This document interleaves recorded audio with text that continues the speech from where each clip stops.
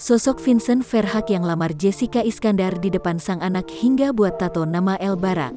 Sosok Vincent Verhaeghe jadi perbincangan setelah melamar sang kekasih, Jessica Iskandar.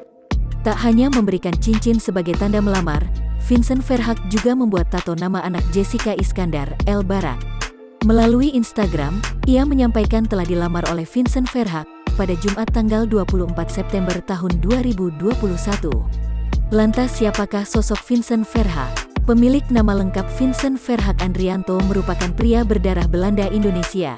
Ia dikenal memiliki karir sebagai model dan terjun ke dunia hiburan sebagai seorang presenter.